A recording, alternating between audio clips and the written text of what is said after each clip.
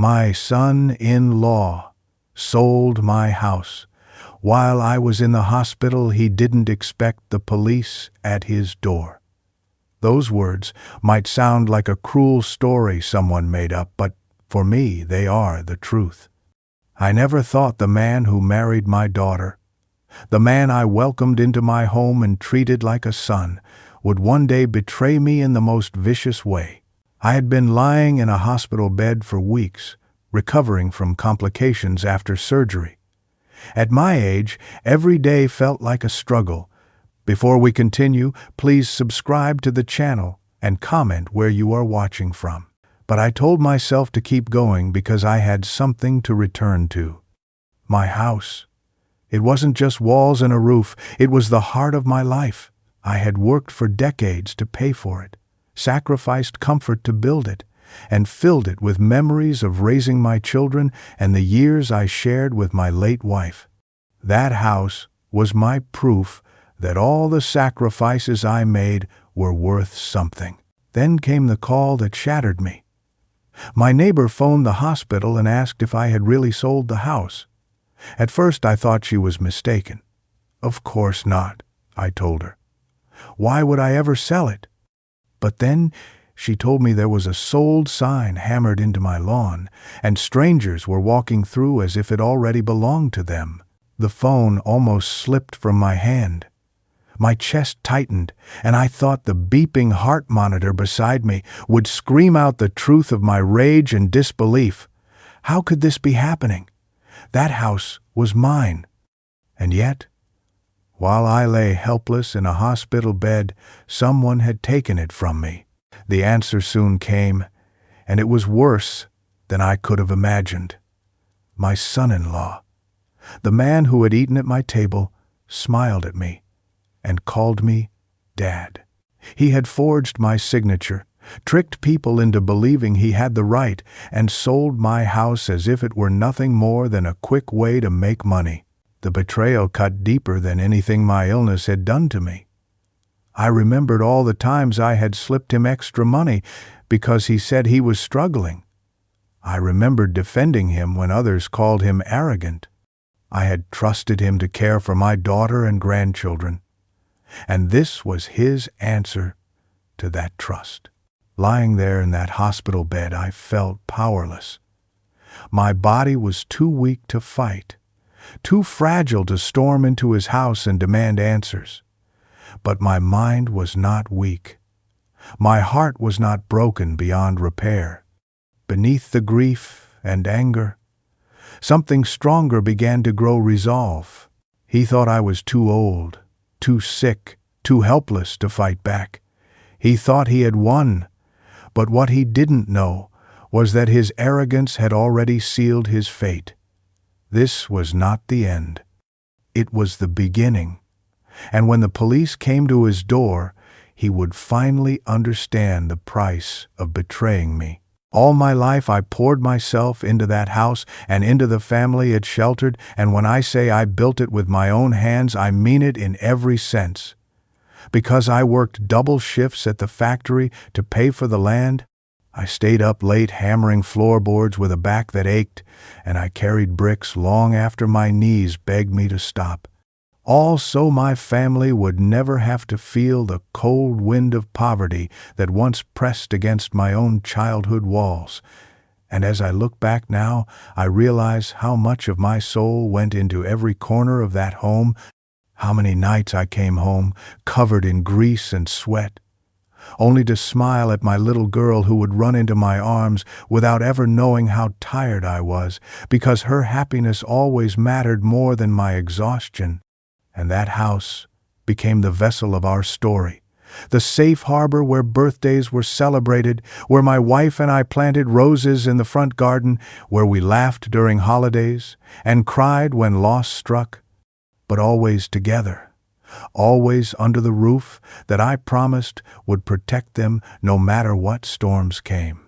I remember the nights when bills piled up higher than I could bear, when the weight of providing felt like a mountain pressing down on me, and still I found a way, sometimes taking extra jobs, sometimes skipping meals. but always making sure my daughter never saw me falter, never felt the fear I carried. And when she grew older and brought friends home, I stood proud as they marveled at the warmth of our house, because it wasn't just wood and nails. It was proof that sacrifice can build beauty, that hard work can turn struggle into comfort. When my wife passed away, the house became even more sacred, because it held her presence in every room, her laughter still echoing faintly in the walls, her scent in the roses that bloomed each spring. And I swore to myself I would protect it not only for my own sake, but for the memory of the woman who stood beside me through every hardship, and for the daughter who was the reason we endured. So when she married, I gave generously, helping them with money when they said they couldn't make rent, covering debts they never explained, and always telling myself it was what a father does, what family does, because I believed kindness returned kindness, and I thought the house would one day pass to her as the crown jewel of everything I had built, a gift from my tired hands to her hopeful future. I held nothing back from them. Not time, not effort, not money, because my role as a father, and later as a father-in-law, was to give, to support, to sacrifice, so that their lives would be easier than mine ever was. And every time I saw them smile, I thought it was worth it. I thought my work had meaning. But now, those same sacrifices feel twisted like a knife, because the very man who enjoyed the comfort of my labor, the roof over his head, and the meals at my table, was the same one who turned it into profit for himself, as if decades of sweat and devotion meant nothing. And I sit here remembering every scar on my hands, every hour I bled into that house, wondering how he could look at it all and see only dollar signs, how my life's work could be reduced to his scheme.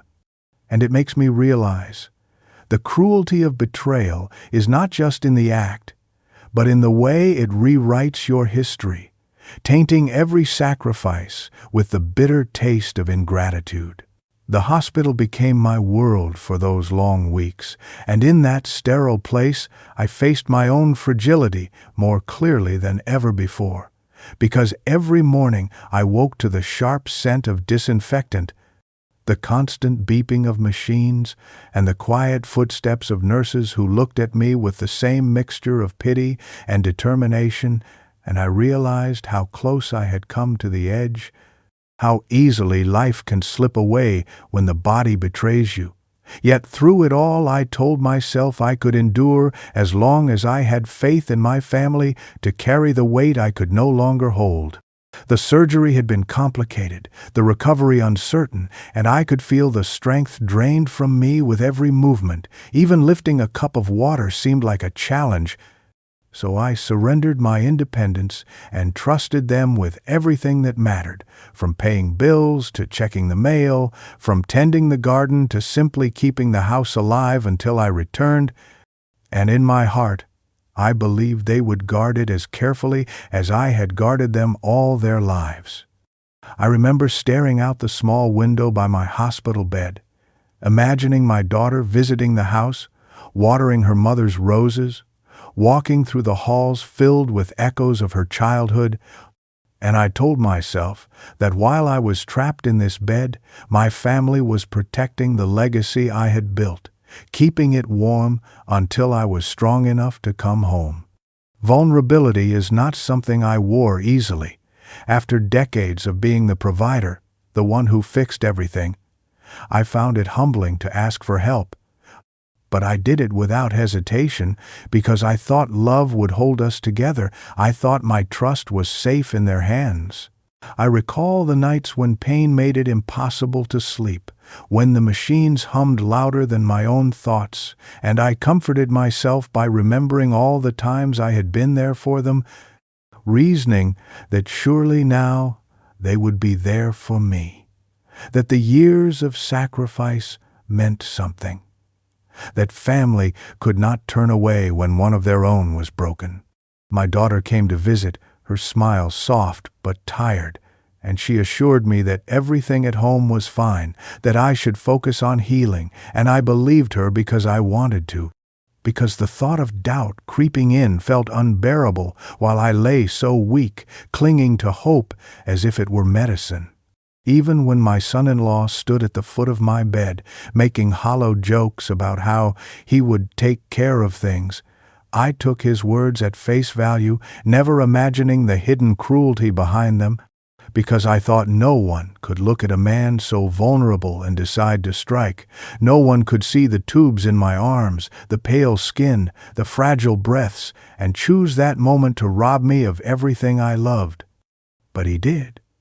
And when I think back on those hospital days, what hurts me most is not the pain of my body, not the endless tests and sleepless nights, but the blind trust I gave, the way I laid my entire life in their hands while I was too weak to guard it myself, only to learn later that those very hands were busy undoing everything I had ever built. Looking back now, I realize the signs had always been there like cracks in a foundation I refused to see because I wanted so desperately to believe in family. And when I think of those moments, it feels like replaying a film where every line carries a darker meaning than I noticed at the time. I remember one evening before my surgery when I was sitting quietly in the living room pretending to read while my daughter and her husband spoke in the kitchen, their voices low but not low enough, and I caught him saying, "Your dad doesn't need all that space. It's wasted on him. He should downsize and give us the house. It would be better for everyone." The way he said it chilled me. Not as a suggestion, but as if he was entitled to what I had built, as if my life's work was simply waiting to be handed to him. My daughter laughed nervously and tried to brush it off, but he pressed on. "Think about it. We'd finally have the kind of home we deserve, and he'd be taken care of in a smaller place.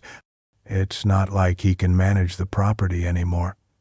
I pretended not to hear, telling myself it was just careless talk, that he was young and thoughtless. But deep down I felt a knot tighten in my stomach, a warning I chose to ignore. There were other moments too. Little barbs hidden in his words, like when he would glance around my house during family dinners and say things like, "It must be hard keeping up a place like this at your age." Or when he smirked at the old furniture and muttered, "If this were mine, I'd modernize everything." He always spoke as though ownership was inevitable, as though my home was already his prize waiting to be claimed. Once, after I had helped them cover a rent payment they couldn't manage, I overheard him boasting on the phone to a friend, saying, "The old man will always bail us out. He doesn't need the money anyway. It's basically ours, sooner or later." I remember standing there, hidden in the hallway, the words slicing through me, and I clenched my fists, but said nothing because I wanted peace. I wanted my daughter's marriage to feel stable, and I convinced myself he didn't mean it the way it sounded. But he did. The signs were there every time he dismissed me with a wave, every time he rolled his eyes when I offered advice, every time he reminded my daughter that I was old and set in my ways. At the time I told myself I was imagining it, that I was being too sensitive, that maybe it was just the insecurity of aging making me hear insults where none existed, but now I see it clearly. Each comment, a thread in the web of betrayal he was already spinning, a greedy plan taking shape right under my nose, while I kept quiet to keep the peace, never realizing silence would one day cost me everything. The day I discovered the truth is etched into my memory like a wound that will never close, because it began so ordinarily, with the steady hum of hospital machines and the weary shuffle of nurses changing shifts. And then the phone on the table beside me rang, breaking the monotony with a sound that made my heart jump.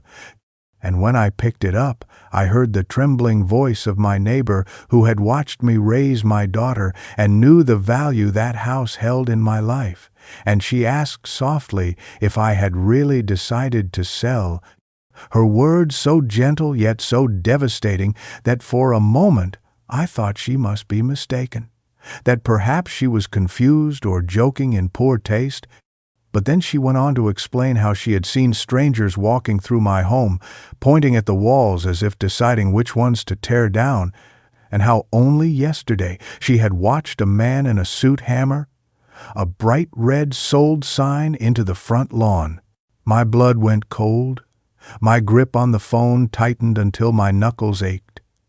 And I told her firmly that she must be wrong, that the house was not for sale, it never had been, it never would be, but she apologized and said she had seen it with her own eyes, and in that instant my world tilted. I hung up shaking, my mind spinning in disbelief, but before I could even gather my thoughts, the phone rang again. This time, a brisk voice from a real estate office, cheerfully confirming that the closing date was approaching and asking if I had time to come in and finalize a few documents. And that was the moment the truth struck like lightning, because they believed they were speaking to the man who had pretended to be me, my son-in-law, and my heart pounded so violently I thought it might burst through my ribs. I could hear the monitors beside me beeping faster as though echoing my panic, and I wanted to scream into the phone that it was a lie, that I had never signed anything, but my throat closed with rage and disbelief, because the betrayal was too much to process all at once. How could someone I had welcomed into my family, someone who had eaten at my table and called me Dad, forge my name and sell the very home that represented my entire life's struggle? I sat there frozen, the hospital walls closing in, the air suddenly too thin to breathe, and the realization tore through me that while I lay helpless and weak, tubes in my arms, fighting to recover, he had been plotting to strip me of everything that mattered. And worse, he had succeeded. The shock was so great that I felt tears burning my eyes, not only for the house but for the sheer cruelty of being betrayed in my most vulnerable moment. And in that silence, I swore to myself that though I was weak in body, I was not broken in spirit, and one way or another I would make him answer for what he had done. When I finally confronted them, the weight of betrayal still fresh in my chest, I expected shame, or at the very least an attempt at apology. But instead what I received was arrogance so thick it choked the air from the room, because when I asked my daughter through trembling words how she could allow such a thing, she lowered her eyes but said nothing, and it was her husband who stepped forward with that smug smirk that I had ignored too many times before, and said, "You're overreacting. This was the best decision for everyone," as though selling the home I built with my blood and sweat was some kind of benevolent favor. I felt my heart pound as I reminded them that I had never given permission, that my name had been forged, that the house was mine and mine alone, but he only shrugged, spreading his hands as if I were a foolish old man incapable of understanding the modern world, and he said, "You couldn't take care of it anymore. It was too much for you, and you should be thanking me for making things easier."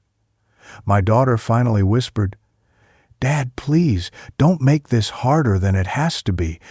And those words pierced me deeper than any knife, because I heard not loyalty but resignation, as if she had chosen his side, as if my years of sacrifice were so easily swept away by his arrogance. I reminded her of the nights I held her when she cried, of the meals I skipped so she could eat, of the roof I kept over her head when times were desperate. But she turned away, and he cut me off with a laugh that was void of any warmth, saying, "You're stuck in the past. The money from the sale will benefit us all. It's time to move forward."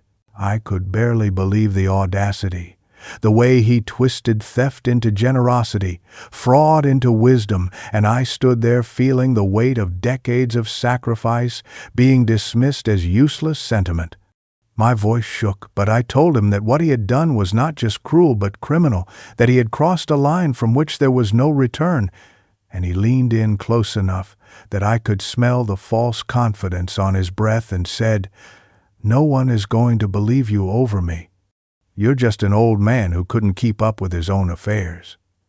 The arrogance in his eyes burned into me, and though my daughter's silence hurt more than anything, it was his laughter that carved itself into my memory, that hollow, mocking sound that told me he thought he had already won. I left that confrontation not with answers, not with reconciliation, but with a fire in my chest, because in that moment I knew they had underestimated me, and what they believed was the end of my story would soon become the beginning of theirs unraveling. How could they do this to me? How could my own flesh and blood stand by while the man she chose dismantled everything I had built? And how could he smile at me all these years while quietly sharpening the knife he would one day plunge into my back? Because, as I sit here replaying their words, the disbelief is almost unbearable. The house was not just a building. It was the living proof of every sacrifice I ever made. The nights I came home too tired to eat, the mornings I rose before dawn to work another shift, the laughter of my daughter echoing through the halls when she was small, the touch of my late wife's hands on the walls she painted, and now all of it stolen with forged papers and arrogant lies. Was I blind all this time? Did I not see the greed in his eyes, the entitlement in his tone when he spoke of what I had? Or did I see it and choose to ignore it because I wanted peace?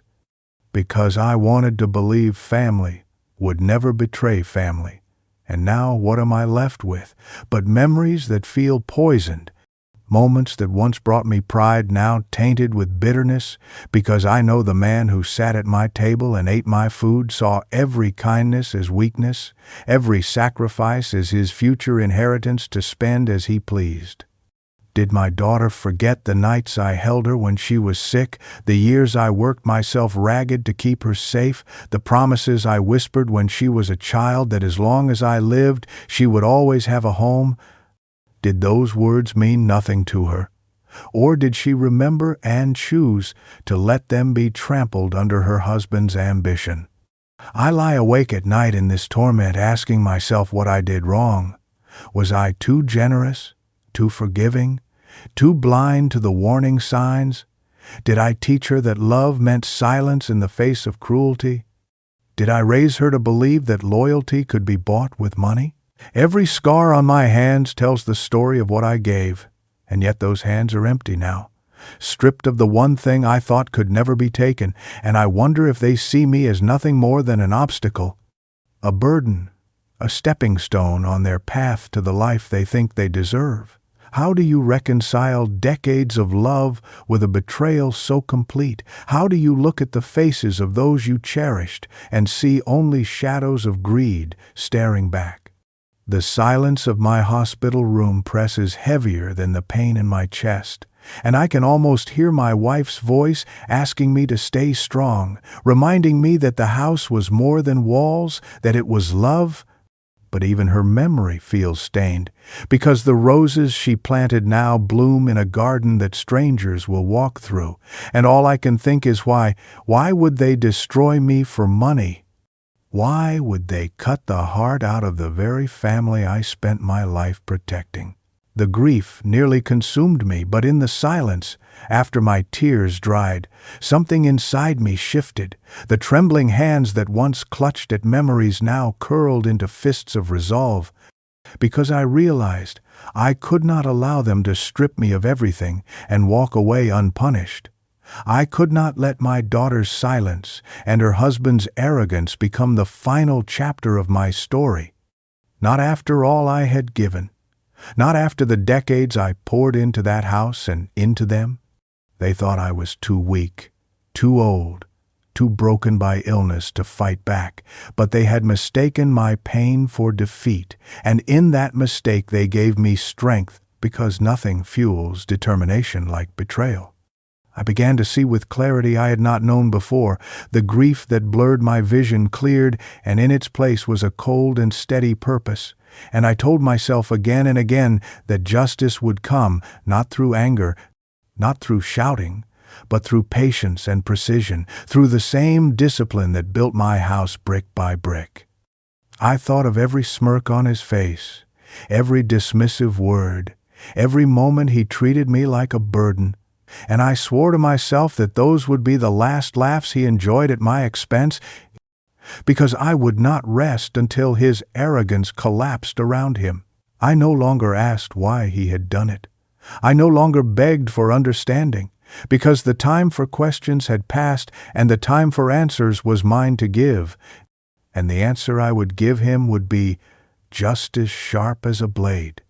Even lying in that hospital bed, I began to plan, my mind turning over the possibilities, my heart no longer beating with sorrow but with resolve, and I whispered to myself that they had underestimated me, that the old man they thought broken still had fire in his veins, and that fire would burn away their lies.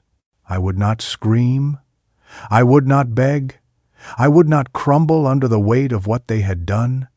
I would rise with patience and strike where they least expected, and when the day came that the knock at their door echoed like thunder, they would finally understand that betrayal carries a price I intended to make them pay in full. When I was finally strong enough to take the first step toward reclaiming what was mine, I called a lawyer whose name had been given to me by a trusted friend, a man known not for theatrics but for results. And when I sat across from him in his quiet office, surrounded by shelves of heavy books and the faint smell of polished wood, I felt for the first time that someone was truly listening, because he didn't interrupt me. He didn't dismiss me as an old man ranting about family troubles. He simply let me pour out the entire story, from the hospital stay to the sold sign on my lawn, his pen scratching steadily across the page as he noted every detail. His eyes never left mine when I spoke of the forged documents, the arrogance in my son-in-law's voice, the silence of my daughter, and when my voice cracked with the weight of betrayal, he simply nodded once, not with pity, but with understanding. The kind of understanding that told me he had seen injustice before and had dedicated his life to dismantling it. When I finished speaking, I expected hesitation, perhaps even doubt, but instead he leaned back in his chair, tapped the pen once against his notebook, and said calmly, "You have a case, and not just a case, a strong one." Those words felt like a balm on my wounds because they transformed my grief into something tangible, something actionable, and for the first time since the discovery, I felt the stirrings of hope. He explained the process, how signatures could be analyzed, how records of the sale could be traced, how power of attorney, if misused, could unravel in court. And he spoke with a certainty that steadied my heart. There was no arrogance in him, no false promises, just quiet confidence rooted in knowledge, and I knew instantly that he was the ally I needed. I handed him every piece of evidence I had gathered, the phone records, the notices, the statements from my neighbor, and he organized them with precision, already weaving them into a strategy. And when I asked him timidly if it would be enough to undo what had been done, he looked me in the eye and said, "It will not only be enough, it will be more than enough to bring them down." In that moment, I felt the weight of loneliness lift, because I was no longer fighting alone, and though I was still a father betrayed and a man robbed of his home, I was also a client with a relentless advocate by my side, and together we would see justice done. The investigation began slowly at first, but soon unfolded like a map of deceit, where every line pointed back to the same arrogant man who thought he could outsmart the system. And under the steady guidance of my lawyer, each detail was brought into the light with cold precision. We started with the deed itself, the so-called signed transfer of ownership that bore my name in ink but not in truth. Because when a handwriting expert examined it, the verdict was swift and undeniable. The strokes were wrong, the slant unnatural, the signature a clumsy imitation of my hand, a forgery that to me looked obvious the moment I saw it, but now had professional confirmation that would hold up in court. From there my lawyer dug into the paperwork filed with the real estate office and the bank, uncovering how my son-in-law had presented himself with fraudulent documents, claiming he held power of attorney over my affairs while I was hospitalized. And the audacity of it made my blood boil because I had never signed such a thing, never granted him legal authority, yet he had manufactured the forms with witnesses who later admitted they had been misled into signing, told they were merely attesting to routine matters. Bank records revealed how the down payment from the buyers had been funneled directly into an account he controlled, not shared with my daughter as he liked to boast, but hidden away, as if even she was just a pawn in his greed. Phone logs showed his calls to agents and contractors, arranging inspections and appraisals in my absence, all while I lay in a hospital bed, unaware that the very heart of my life was being carved up and sold off piece by piece. My lawyer explained how each of these threads built a web of fraud so clear it was almost laughable that he believed he could get away with it.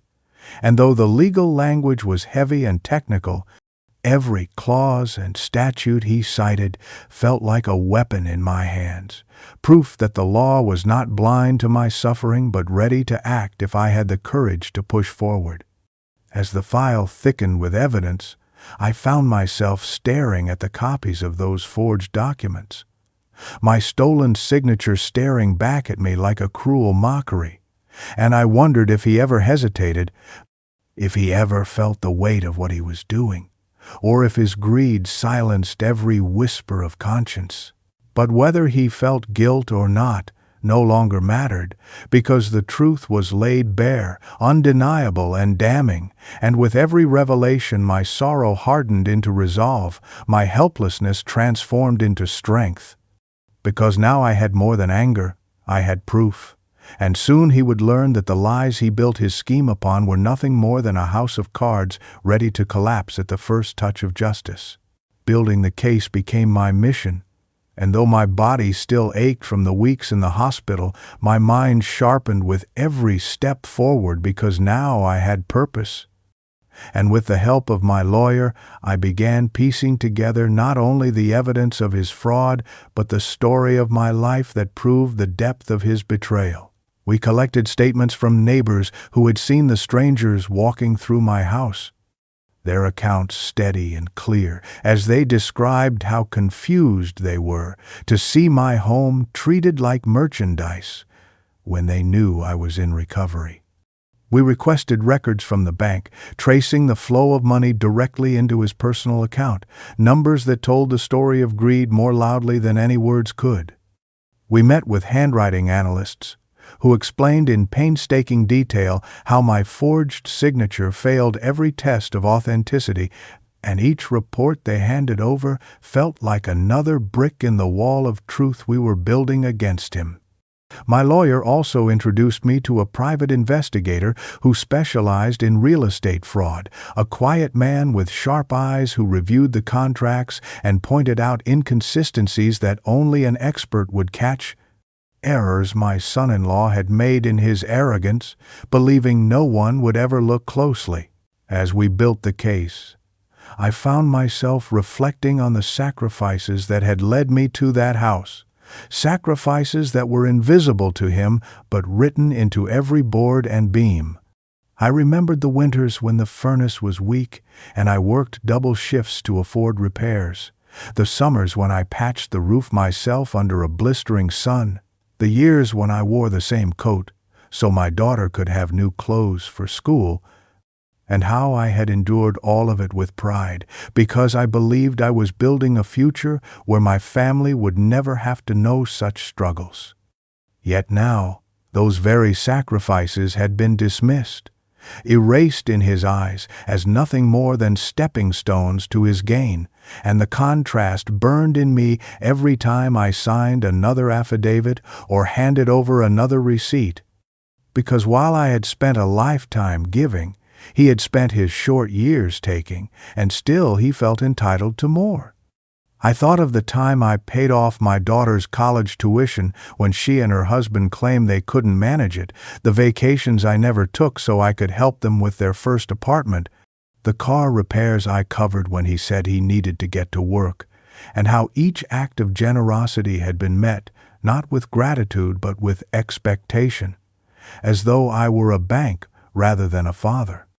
The more I remembered, the harder my resolve grew, and as the file on his crimes thickened, I realized this was not only about reclaiming my house, but about reclaiming the value of every sacrifice I had ever made, proving that my life's work could not be so easily stolen or dismissed. Each meeting with the professionals brought me closer to justice. Each document added to the growing mountain of evidence was a reminder that while he had underestimated me, he had also underestimated the law, and when the time came to present the case, there would be no hiding from the truth. I often found myself closing my eyes and picturing the moment when his smug mask would finally shatter, because I knew it was coming, as surely as night follows day, and the image gave me strength through every hour of waiting and planning. I imagined him standing in his doorway, that familiar smirk curling on his lips, the same smirk he wore when he told me I should thank him for selling my house, the same smirk he used to mask his fear whenever I challenged him. And then I imagined the knock on the door that would wipe it away, the firm rap of authority he could not ignore, and behind it, the law that he thought himself too clever to ever face. I pictured his eyes widening as the officers spoke his name, his voice stammering for excuses, his hand trembling as he reached for the papers he had once believed would protect him, only to realize they were the very proof of his downfall. I could see him glancing at my daughter, searching for support, only to find silence, the silence of a woman finally forced to see the truth of the man she married. In my mind, I replayed the scene over and over, each time savoring the moment when arrogance turned to panic, when the laughter that once mocked me curdled into disbelief, because, for all his boasting and his talk of being in control, he had built his power on lies, and lies cannot stand forever. Even as I lay in bed at night, the ceiling above me blurred in the dark, I could almost hear him protesting, insisting it was all a misunderstanding, trying to twist the story one last time, but his words falling flat against the hard wall of evidence I had built brick by brick with my lawyer, the same way I once built my house with my own hands. The thought of it steadied me, gave me patience, because I knew I did not need to rush, I did not need to scream, I only needed to wait for the moment when the truth would catch him, and when it did, the collapse of his smug confidence would be as swift and certain as the collapse of a rotten beam in a house he never deserved to call his own. The day we handed everything over to the authorities, I felt a quiet shift in the air, as if the burden I had carried alone for so long finally began to lift, because sitting in that modest office, with folders stacked high and my lawyer by my side, I knew this was no longer just my fight. It was now in the hands of those who could bring the weight of the law crashing down on him. The officers listened carefully as my lawyer laid out the evidence piece by piece, the forged signatures, the falsified power of attorney, the fraudulent filings with the bank, the money trail that led straight into his account, and I watched them nod, their expressions calm but intent, the kind of silence that told me they saw the truth written clearly in every page. They asked me a few questions, gentle but precise, confirming dates, confirming my health at the time, confirming that I had never granted permission. And each time I answered, I felt the ground beneath the case grow firmer. The story of betrayal turning into a record of crime. When they finally gathered the folders into their hands and promised to begin their investigation immediately, I saw something flicker in their eyes, a spark of certainty that reassured me more than words ever could. From that moment forward, the process became quiet, almost invisible to me. But I knew things were moving because the calls began. Discreet inquiries into the real estate office, subtle checks on the bank transactions, quiet interviews with the supposed witnesses who had signed papers they barely understood, and slowly, the threads of his lies began to unravel under official scrutiny. I imagined him living his days with that same smug confidence, oblivious to the fact that the law was now circling him, that every document he had forged and every lie he had told was being examined under a lens sharper than he could ever anticipate.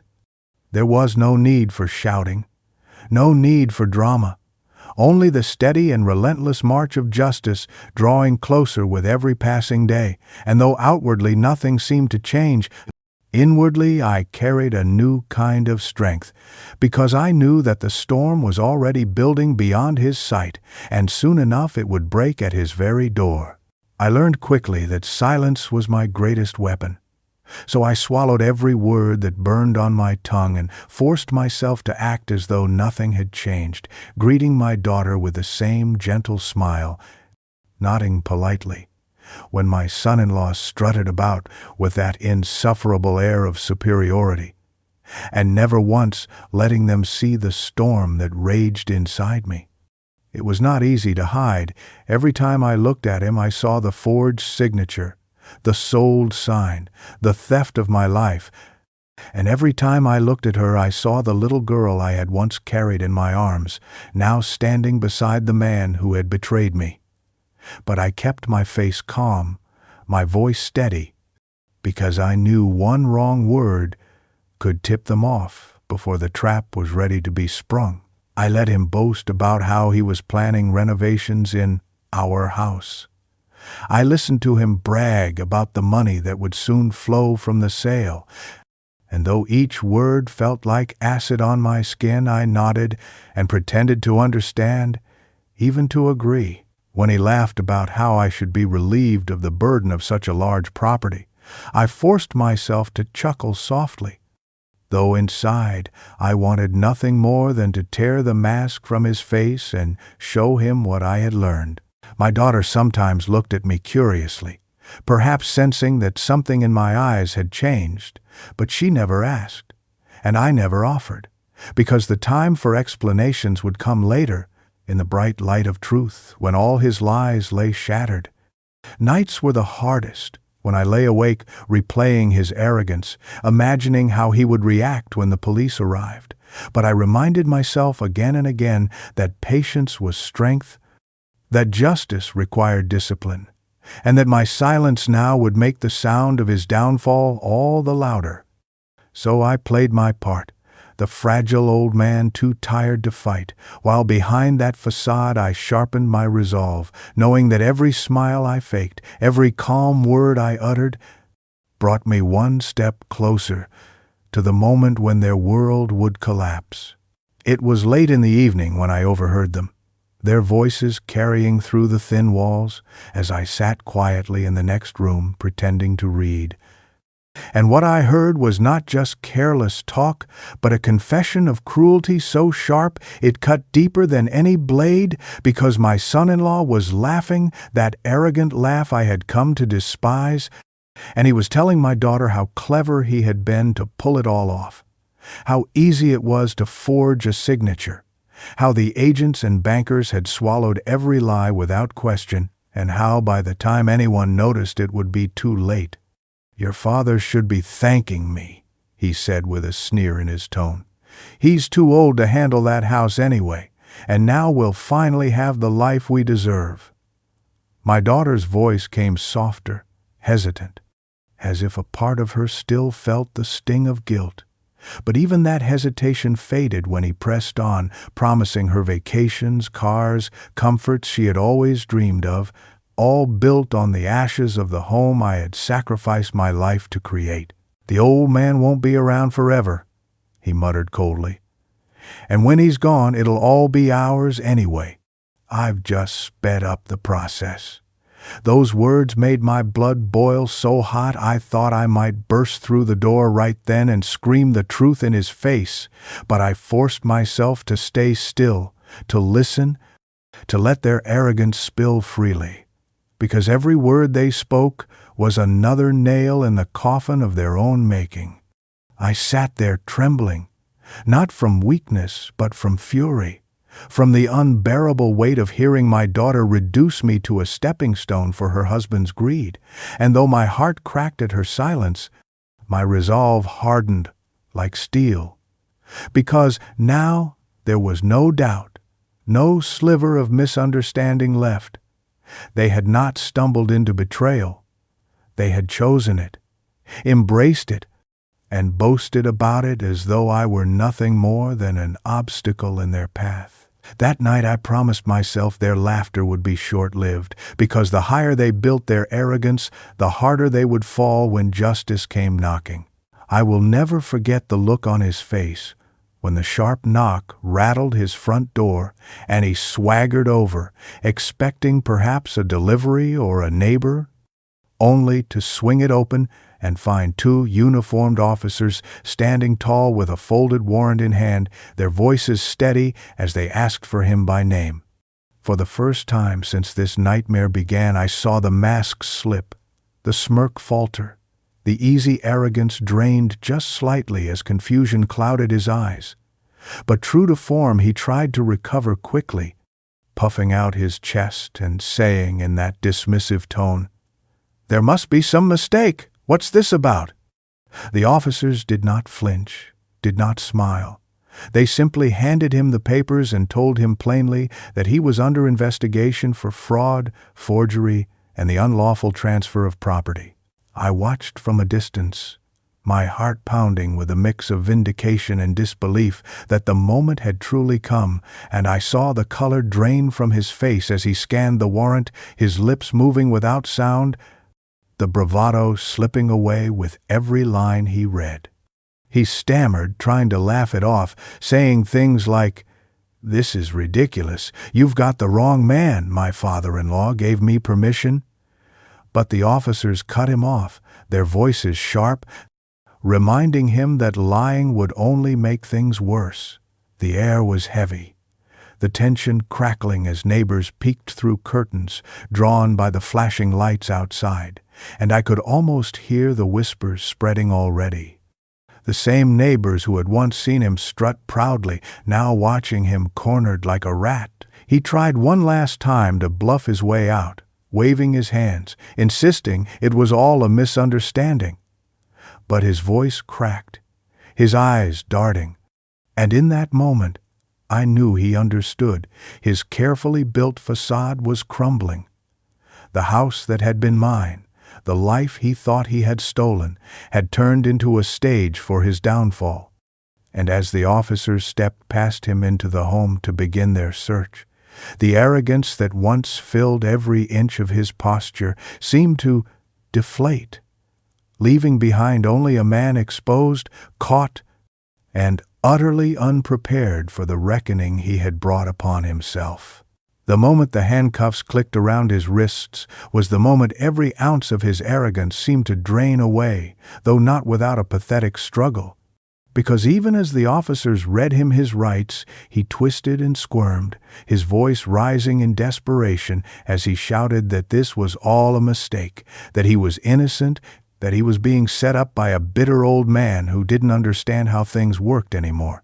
His protests echoed down the street, drawing more neighbors from their doorways, faces peeking out from behind curtains, some stepping onto their porches to watch the spectacle unfold, and I stood silently in the background, my heart steady, my eyes fixed on the man who had stolen my house and thought himself untouchable. He turned toward my daughter, eyes wide, begging her to say something, to defend him, but she froze where she stood, her mouth opening and closing without words, the shame of the moment, painting her cheeks red as whispers rippled through the crowd. "This isn't fair," he screamed, his voice cracking now, his tone losing all the confidence it once carried. "I was just trying to help. He gave me permission. He wanted this." But the officers ignored him, their grip firm, their expressions unshaken, and when they guided him down the steps toward the waiting car, the laughter of children playing nearby fell silent, replaced by the murmurs of adults who had once envied his supposed success, now watching him revealed as nothing more than a fraud. He jerked his shoulders, trying to twist free, barking curses at me when his eyes met mine, calling me a liar, a manipulator, accusing me of destroying his life, and I felt no anger then, only a cold clarity, because I knew the only person who had destroyed his life was himself. As they pushed his head down and guided him into the back of the police car, the door slamming shut with a finality that echoed like justice itself, I caught one last glimpse of his face, pale and twisted with fear, and I thought of all the times he had laughed at me, dismissed me, called me weak, and in that single moment of his downfall, I felt the weight of his mockery crumble, leaving him nothing but a man undone by his own greed. The neighbors shook their heads, some whispering to one another, some glaring at my daughter, who stood paralyzed in the doorway, and I knew that from this day forward his name would not be remembered as clever or powerful, but as a cautionary tale of arrogance meeting consequence, a downfall played out in front of the very community he once tried to impress. I turned my eyes toward my daughter after he was taken away, and what I saw in her face was a storm of emotions that tore at me more than his arrest ever could, because she stood trembling in the doorway of the house that had once been her home, her eyes darting between the flashing lights of the police car and the steady gaze I fixed on her, and I could see the shame washing over her like a tide she could not fight. She tried at first to cling to denial, her voice weak as she muttered, "He was only trying to help, Dad. He didn't mean for it to be like this." But even as the words left her lips, she knew they rang hollow, because the evidence had spoken louder than any excuse, and the neighbors' stares pressed against her like a weight she could not carry. Tears welled in her eyes, not the innocent tears of a child who scraped her knee, but the heavy tears of a woman who realized she had tied her life to a man built of lies. And when she whispered, "I didn't know. I swear I didn't know," I felt the pain in her voice, yet part of me could not ignore the silence she had kept all along, the moments when she had looked away rather than question, the times she had chosen his comfort over my truth.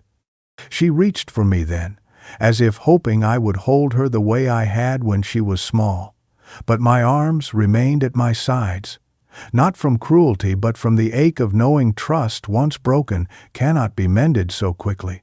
Around us, the whispers grew, neighbors shaking their heads, their eyes filled with both pity and judgment, and she shrank beneath their gaze, her shoulders folding inward as if she could disappear. "Dad, please believe me," she begged, her voice breaking. "I never wanted this. I thought he was doing what was best for us." I wanted to believe her. I wanted to erase the image of her standing silently by his side while he mocked me, but the memory was too fresh, the wound too raw.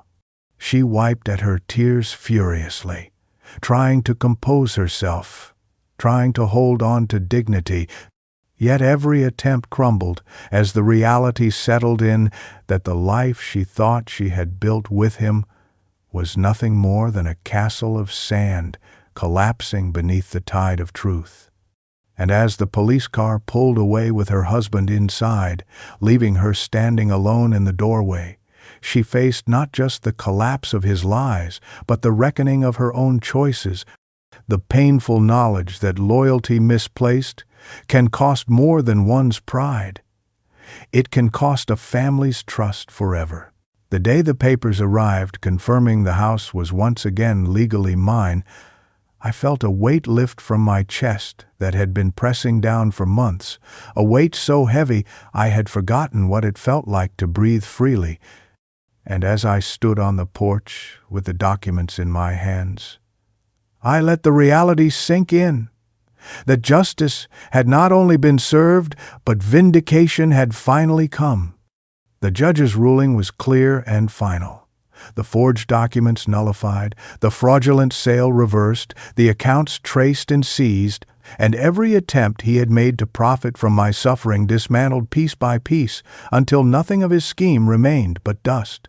Walking back through the front door of my house, I paused in the entryway and let my fingers trail along the familiar wood of the banister, the same one my daughter had once clutched as a little girl when she slid down laughing, the same one my wife polished lovingly year after year.